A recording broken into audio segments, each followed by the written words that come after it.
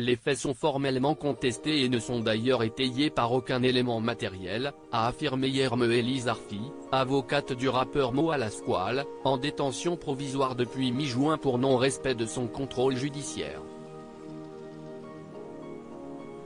Lundi 13 mars 2023, l'AFP a révélé que l'artiste de 28 ans, déjà mis en examen pour agression sexuelle et violence sur d'ex-compagnes, a aussi été mis en examen en juillet 2022 pour viol, une qualification criminelle, sur une autre ex-compagne. Cette nouvelle qualification criminelle implique qu'un cas de procès, celui-ci pourrait se tenir devant la cour d'assises et non devant un tribunal correctionnel. La peine encourue est plus longue. Ma cliente est détruite au printemps 2022, sur Snapchat puis sur la chaîne YouTube La Bande à Nabil Flix, la plaignante, Yousra, avait dénoncé les agissements du rappeur, Mohamed Belhamd de son vrai nom, avec qui elle avait vécu à Dubaï pendant plusieurs mois en 2021. En pleurs, elle avait indiqué qu'il l'avait tapé à plusieurs reprises et menacé avec un couteau dans la métropole émirati, a aussi évoqué un viol qui se serait produit à Cannes, et a diffusé une photo d'elle le visage ensanglanté suite à des coups qui lui auraient été portés à Amsterdam. Selon une source proche du dossier, de nouvelles auditions de témoins doivent avoir lieu prochainement dans ce dossier.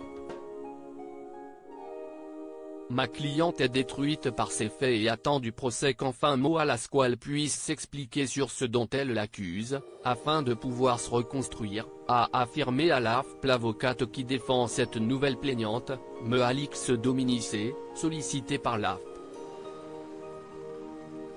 Mo Alasquale a été initialement mis en examen en juin 2021 notamment pour violence par conjoint, agression sexuelle par conjoint, menace de mort par conjoint et séquestration sur différentes victimes. Au total, selon une source proche du dossier, il est mis en cause par des plaintes de 6 ex-compagnes, dont les premières ont été révélées en septembre 2020. Je n'aille jamais au grand jamais lever la main sur une femme. Ce complot a été perpétué pour me nuire, s'était-il défendu en avril 2021 sur Twitter. Ce musicien a été l'une des révélations de l'année 2018, auteur d'un premier album Bendero plébiscité par le public et la critique. Le mouvement #Métaux a connu une déclinaison dans le monde de la musique française avec #MusiqueToo, apparu avec le compte du même nom au cours de l'été 2020 sur Instagram. Mo Alasquale reste présumé innocent des faits qui lui sont reprochés jusqu'au jugement de ces différentes affaires.